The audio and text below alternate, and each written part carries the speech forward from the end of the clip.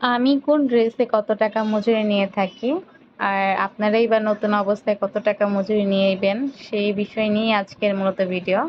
অনেক আপুরাই আমার কাছ থেকে জানতে চেয়েছেন যে কোন ড্রেসের কত টাকা মজুরি আমি নিই আর আপনারাই বা কত টাকা নিবেন, তাও আবার নতুন অবস্থায়। তো আমি আপুদের বলবো যে নতুন অবস্থায় আপনারা কম নেওয়ার চেষ্টা করবেন। কম বলতে একেবারেই যে কম সেটা নয়। আপনার মতো আরও যারা সেলাই করে তারা তো আপনার থেকে সিনিয়র সিনিয়র বলতে তারা আগে থাকতেই সেলাই করে, সেই ক্ষেত্রে তারা কিন্তু ভালো চড়া দামে কিন্তু তাদের কাজের সার্ভিসটা দিয়ে থাকে। তো আমি আমার কথাটাই বলি, আমি সেলাইয়ের কাজ আরও আগে থাকতে জানলে কি হবে, আমি যে এলাকায় এসেছি সেখানে কিন্তু নতুন আমি কাজের সার্ভিসটা দিয়ে থাকি। তো এখানে আমি জানি যে যেই নর্মাল সুতি থ্রি পিসগুলো আছে সেগুলো 150 টাকা করে সেলাই করে। তো যার জন্য আমি যেহেতু নতুন আমাকে তো কাজ পেতে হবে, কাজটা নিতে হবে। তো সেই ক্ষেত্রে আমি কিন্তু তাদের থেকে কম নেই, মানে আমি 120 টাকা করে নিই, 30 টাকাই কম নিই। তো তার ক্ষেত্রে কি হয়, মানুষ একবার হলেও আসে যে যেহেতু কম তাহলে একটা সেলাই করেই দেখি।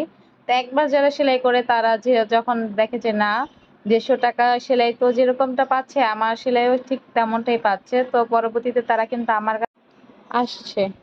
তো আমার যে সকল আপুরা নতুন অবস্থায় কাজ শিখে কাজ করতে চাচ্ছেন তো তাদের জন্য বলবো যে আপনারা প্রথমে কমের মধ্যে সার্ভিসটা দেওয়ার চেষ্টা করবেন। তাতে করে আপনার কিন্তু নতুন নতুন অনেক গ্রাহকই আসবে আপনার কাছে। আর আপনারা তো জানবেনই যে কোন ড্রেসের কত টাকা মজুরি, কারণ যারা নতুন সেলাই করেছেন তারা হয়তো এখন কাজটা শিখেছেন কিন্তু আগে তো আপনার নিজের ড্রেসও অন্যদের দিয়ে সেলাই করেছেন। তো সেই ক্ষেত্রে সবারই জানা থাকে যে কোন ড্রেসের কত টাকা মজুরি।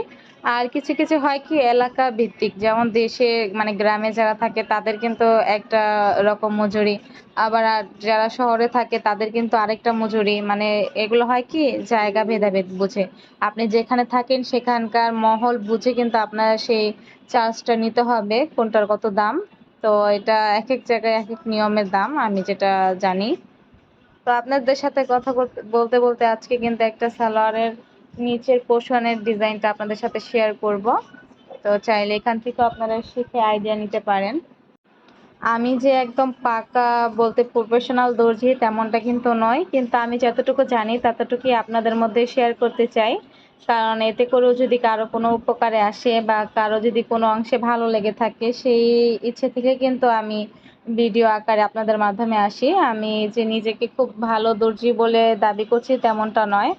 আর আমি জানি যে আমার বোনেরা আমাকে অনেক ভালোবাসে, তারা আমার কাজগুলো খুব পছন্দ করে, তার জন্যই কিন্তু বারে বারে আসা। তো যে সমস্ত আপুরা কিছু করতে চাচ্ছ তারা অবশ্যই করো, আমি তোমাদের সাথে আছি, যে কোনো সাপোর্ট লাগলে আমি অবশ্যই তোমাদের করব।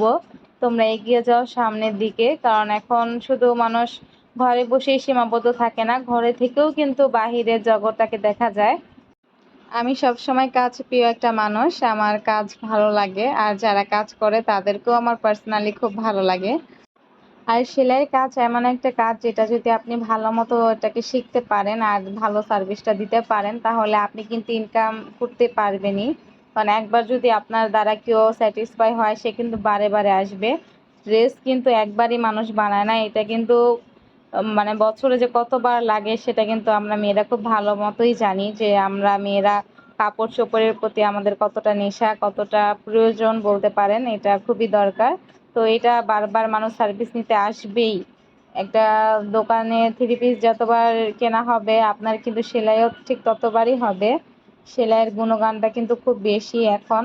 আর এখন তো বর্তমান ডিজাইন করে যারা মানে ড্রেসগুলো বানিয়ে থাকে টেলারে সেগুলো কিন্তু খুব বেশি টাকায় কিন্তু মজুরি নিয়ে থাকে। তো বাড়িতে যারা যে সমস্ত আপুরাও বানায় তারাও কিন্তু ভালোই মজুরি নেয়, যেমন আমি যদি কোনো ডিজাইন করে যে থ্রি পিসগুলো বানাই সেগুলো কিন্তু খুব ভালোই মজুরি নেই।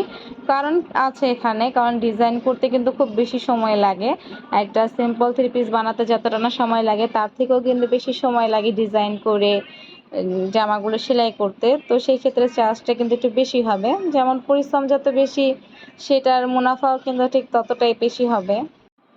আর সেলাই জিনিসটা না একটা নেশা, আপনি যখন মেশিনে বসবেন দেখবেন আপনার কিন্তু উঠতে ইচ্ছে করে না। আমার ক্ষেত্রে এটা হয় বেশিরভাগ, যখন আমি মেশিনে বসি মানে সেলাই করতেই থাকি। আর যখন একটু মানে মেশিন থেকে ধরেন একদিন যদি মেশিনে না বসি আর বসতে ইচ্ছে হয় না, কেন ইচ্ছে হয় না আমি জানি না। এটা নাকি অনেকের সাথেই হয়, আপনাদের কারোর সাথে হয় কিনা অবশ্যই জানাবেন।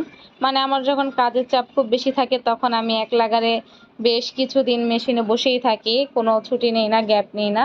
আবার যখন একটু অল্প কাজ থাকে তখন একটু আলসামো করি যে একটু পরে করি বা একদিন পরে করি, তখনই আমার আলসামোটা না আরো বেড়ে যায়, তখন আর ইচ্ছে হয় না মেশিনে বসি। মানে একবার না বসলে আর বসতে ইচ্ছেই হয় না।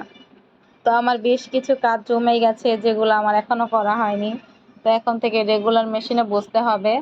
আর এই যে ভিডিওর যে এটা প্যারা, এটা কিন্তু খুব প্যারা আমার কাছে মনে হয়, যারা ভিডিও করে তারাই জানে। একটা ড্রেস সেলাই করতে কিন্তু তেমন সময় লাগে না দর্জিদের, কিন্তু ভিডিও করতে গেলে খুব সময় লেগে যায়। ভিডিও ঠিক মতো হচ্ছে কিনা এইটা ওটা অনেক প্যারা, যারা করে তারাই অন্তত বুঝে। তো আপুরা অনেক কষ্ট করে কিন্তু ভিডিওগুলো মেক করি। তো তোমাদের যদি আমার ভিডিওগুলো ভালো লেগে থাকে বা মনে হয় যে কোনো উপকার এসেছে তাহলে অবশ্যই লাইক করবা।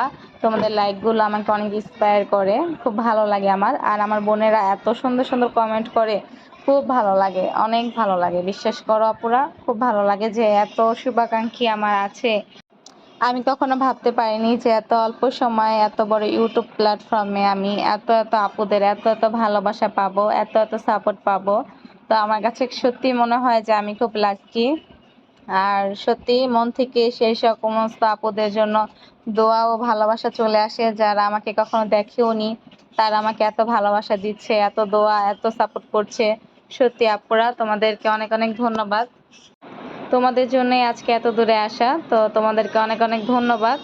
তো কথা বলতে বলতে কিন্তু আমার যে ডিজাইনটা সেটাও কিন্তু শেষের দিকে। সবাই আমার বক বকগুলোই দেখো না, আমার যে ডিজাইনগুলো আছে সেগুলো একটু দেখো, কারণ দেখার মধ্যে কিন্তু অনেক কিছু শেখা যায়। আমার কিন্তু গল্প করতে করতে আমার যে নিচের ডিজাইনটা আছে সালোয়ারে সেটাও হয়ে গেছে।